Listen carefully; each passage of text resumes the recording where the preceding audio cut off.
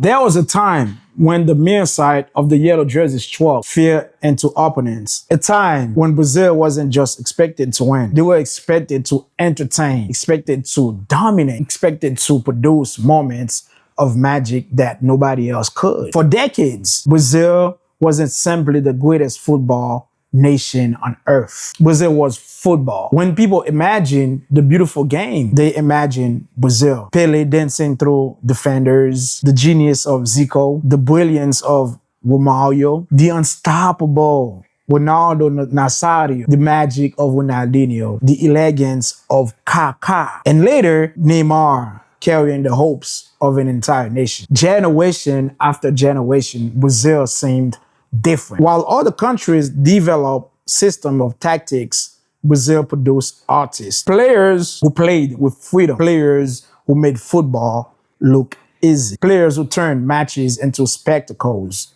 For years, the rest of the football world chased Brazil. Every nation wanted to be like them. I remember these days, yeah. Every young player wanted to wear the yellow jersey. Every World Cup began with the same question. Can anyone stop Brazil? But today, that question sounds very different. Now, people ask something else. What happened to Brazil? What happened to Brazil? How did the nation with 5 World Cups become a team constantly searching for answers? How did the country that once terrified the world lose its awe? And perhaps the biggest question of all, can Brazil ever become Brazil again? To understand the downfall of Brazil, we first have to understand what made them special in the first place. Because Brazil wasn't just built on tactics. Brazil wasn't built on physical strength.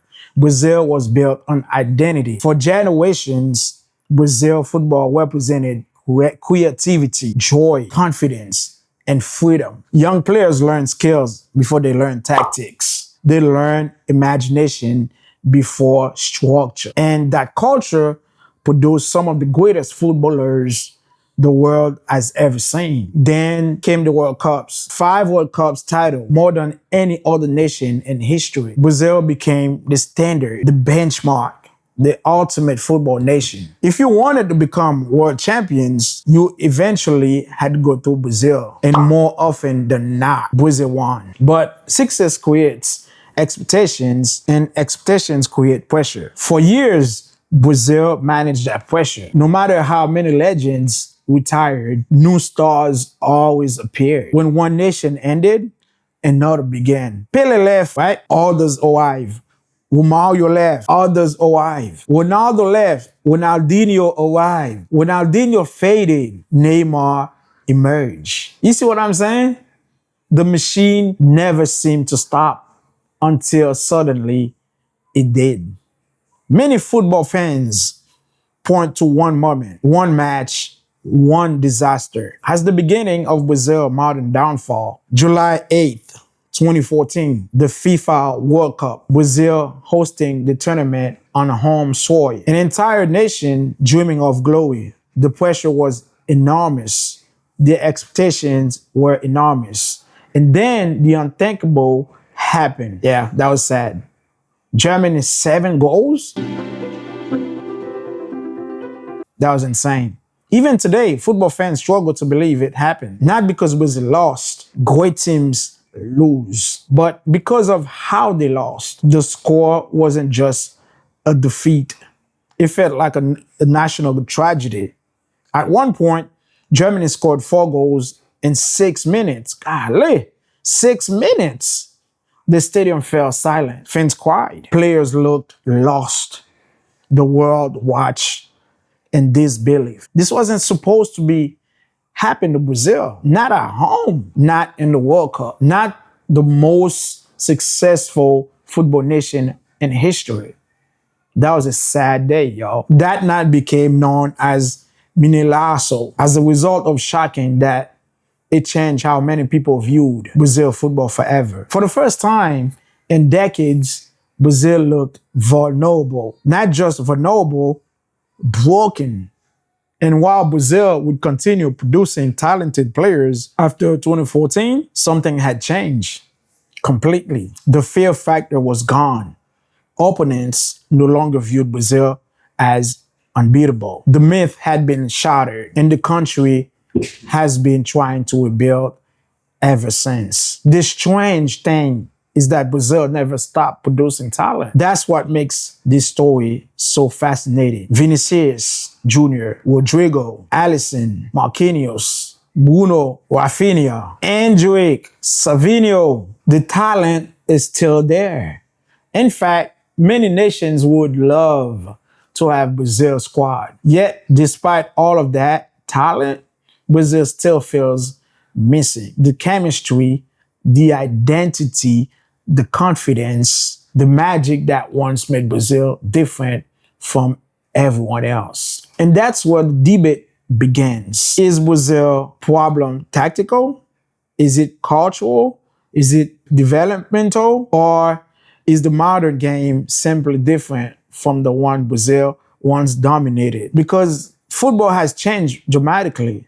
The game is faster, more tactical, more structured. Teams defend better than ever before. Space is limited. Creativity is often sacrificed for organization. And perhaps no nation has felt that change more than Brazil. The country that once relied on individual brilliance now finds itself competing in a football world obsessed with systems and structure.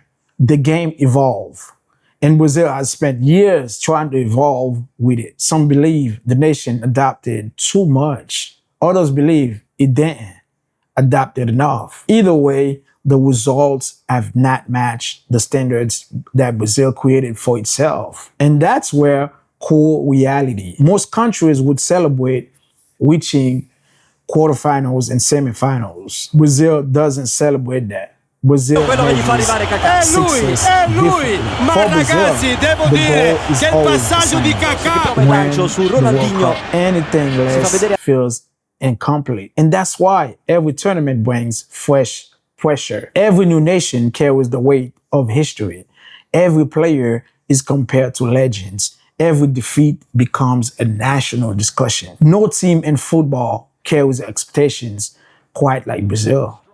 And perhaps that pressure is part of the problem, because when you're expected to become the next Pelé, the next Ronaldo, the next Ronaldinho, the challenge becomes almost impossible. Yet, despite all the criticism, all the disappointment, and all the frustration, one thing remains true.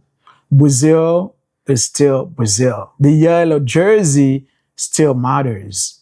The history still matters. The talent still exists. And somewhere in the distance, another World Cup awaits. Another opportunity, another chance to prove the doubters wrong. The question is no longer whether Brazil can produce great players.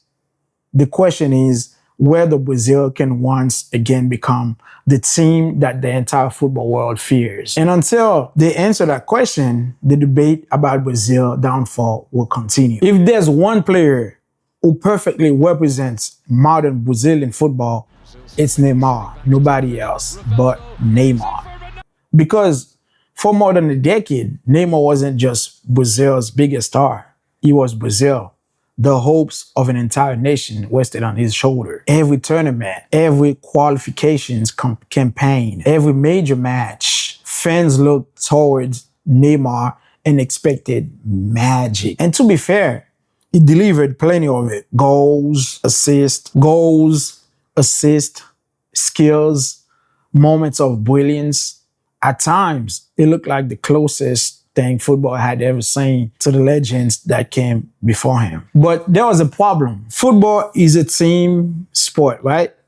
And for years, it often felt like Brazil depended too much on Neymar. Whenever Brazil struggled, people asked the same question. Can Neymar save them? Whenever Brazil faced a difficult opponent, people looked towards Neymar. And while he produced countless unforgettable moments, expecting one player to carry an entire football nation is almost impossible. Nowhere was that pressure more visible than during the 2014 World Cup. Before the disaster, Germany and Brazil suffered another devastating blow. Neymar was injured. Their biggest star was suddenly unavailable. The entire country felt the impact. And when Germany scored goal after goal after goal, Brazil looked completely lost. Many fans still wonder what would have happened if Neymar had played. Would Brazil have won?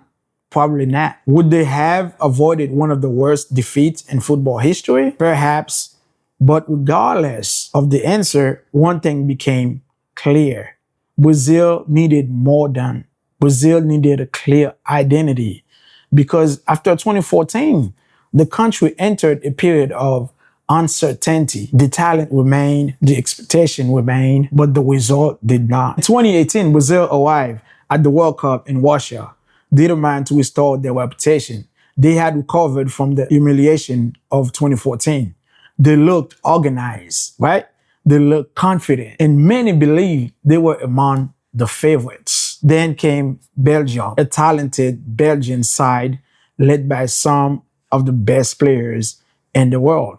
Brazil fought hard, created chances, had moments of dominance, but once again, they were eliminated. Another World Cup, another disappointment, another painful journey home. 4 years later, the story repeated itself, this time in Qatar. And this time, the pain felt even worse. Many people believe the 2022 squad was Brazil's strongest team in years. The attack was loaded with talent. The defense looked solid. The goalkeepers were world class. Everything seemed to be coming together. Then came Croatia, a match was expected to win, a match that seemed under control.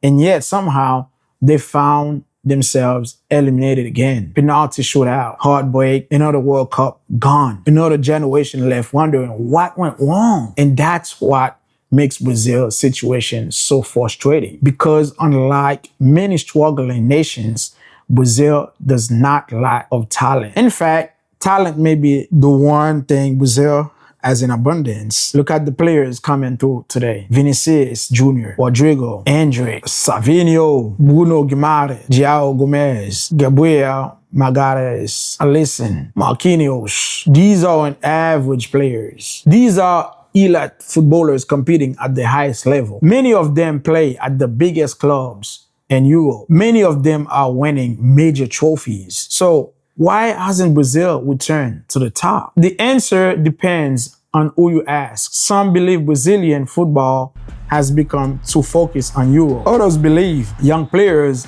leave Brazil too early. Some argue that the country football identity has disappeared. Others believe the issue is purely tactical. Whatever the reason, one thing is impossible to ignore. Brazil no longer feels invisible. There was a time when opponents feared Brazil before the match even started. This psychological advantage was real. The yellow jersey carried weight. History carried weight. The reputation carried weight. Today, teams respect Brazil, but fear them? That's a different story. And perhaps that's the biggest sign of how much things have changed, because the whole Brazil wasn't just successful. The whole Brazil intimidated people. The whole Brazil forced opponents into mistakes before the game even began. Now Brazil often looks like a team searching for itself, searching for answers, searching for identity, searching for the next great chapter in a story filled with greatness. But here's the interesting part. Despite all the criticism, despite all the disappointment, despite all the frustration, Brazil remains one of the football's most dangerous nations. Why? Because talent eventually finds a way, and the next generation might be the most exciting yet. Vinícius Jr has already become one of the best wingers in the world. Rodrygo continues to improve every season. Endrick is viewed as one of football's brightest young talent. The future isn't empty. Far from it. The future is loaded with potential. The challenge is turning that potential into trophies. Because in Brazil, potential means nothing. Only victories matter. Only World Cups matter. And until Brazil lifts another World Cup trophy, the questions will continue. And the debate about the downfall of Brazil football will continue. But maybe, just maybe, the next chapter is closer than people think.